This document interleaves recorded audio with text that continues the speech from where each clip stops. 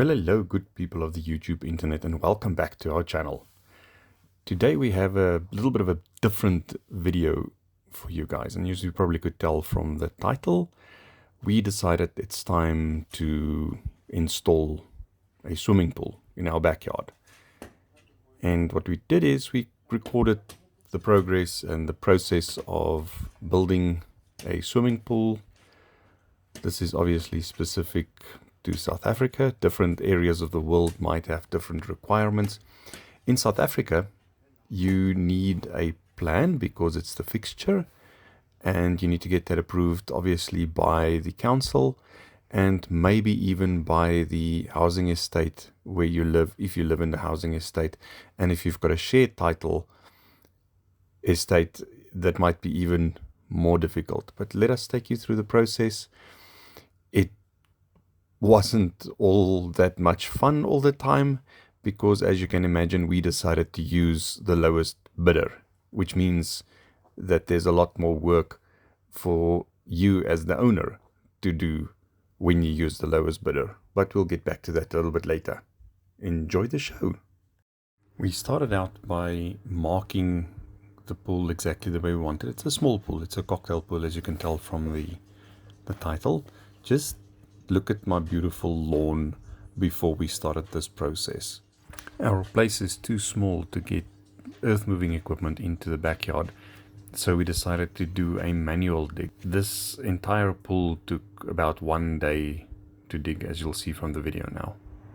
So at the end of day one, we have a pile of my very nice grass, which was nicely taken out so that it can be reused.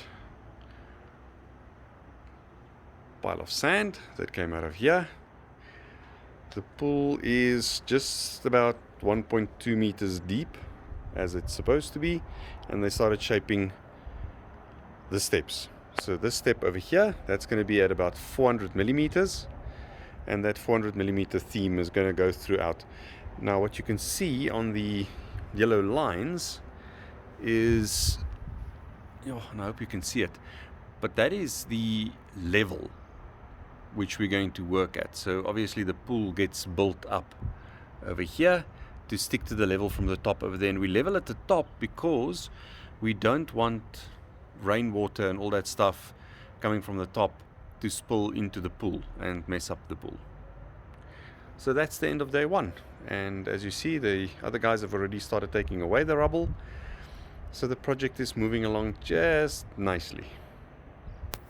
The steel mesh grid that you see being installed over here is to give the concrete something to stick to and to bind to. It is also ultimately what's going to give the structure to the actual pool to make sure that it is strong. The orange bags that you see around the back, those are sandbags. They're bags that are filled with sand, and they create the back structure of the pool. You'll be amazed at how strong and sturdy and unmovable these things are when they are put in place like that, and then even more so once they get a layer of concrete over them. With the mesh and the sandbags in place, the guys can now start preparing to mix the actual concrete that's going to form the basic structure of the pool. This is put straight onto the swell using that mesh and onto these sandbags, and it ultimately creates just the pool, which you'll probably see in a few seconds time, thanks to the magic of time-lapse and the internet.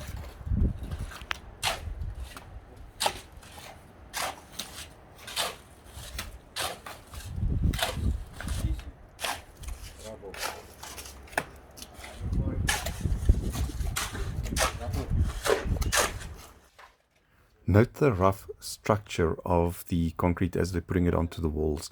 This is to give something for the plaster to stick to when they start doing that.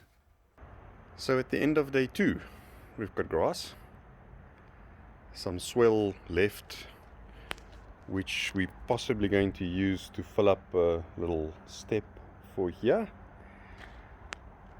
The rough cement in the pool is completed. plan is tomorrow this will get plastered so it's nice and smooth and the correct shape and size of what we're looking for, and all the rubble on this side removed. So we're making pretty decent progress.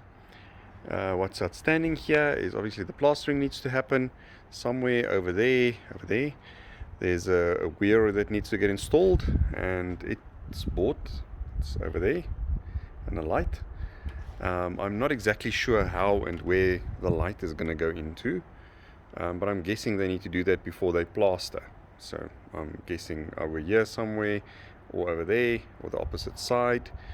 I don't know. We're going to figure that out tomorrow. And then, as I think I mentioned, the pump is going over there somewhere, and that's the electrical conduit that we need to bury under the ground to be sure that we can have electricity at the pump, which we're going to connect to the solar.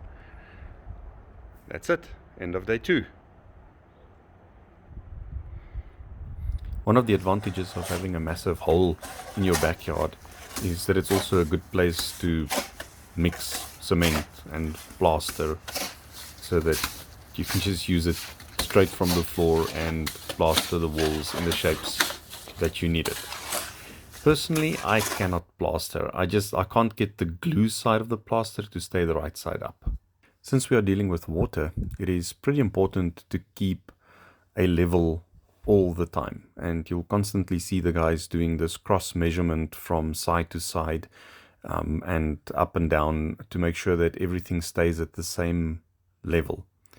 Right now they're preparing to put on some pavers, which is going to create the coping of the pool. This is also where we ran into our first major problem with using the lowest bidder. The guys doing the pavers while keeping them level clearly have not done a lot of paving around pools, and what they did is they started at the left bottom corner over here and just went all the way around. So there was no symmetry between the left side of the pool and the right side of the pool, and it took quite a bit of an argument for them to get this fixed. Ultimately, we used a different contractor to come and finish the paving for us and add the additional 2 steps that we wanted. The next major surgery, and quite a key step in this process, is to fit the mosaic tiles just underneath the coping. This is a key step because it really affects how the ultimate finish of the pool is going to look like at the end of the day. And you need to do this just before mixing and applying the actual Marbolite to the cement. As you can see, we decided to go with a black Marbolite. That was my idea, and it took quite a bit of convincing to get Desiree to agree to it. Ultimately, it's a fairly thin layer of Marbolite that goes onto the cement, and it's a constant process of floating it to get it smooth and shiny.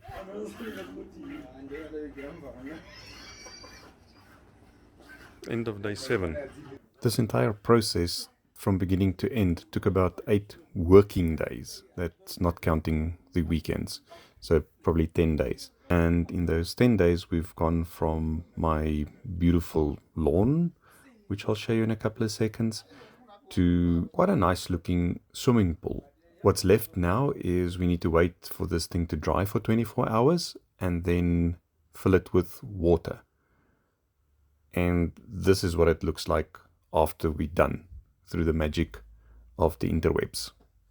Thank you so much for watching to the end. Please like, share and subscribe, and we hope to bring you more car related content really soon.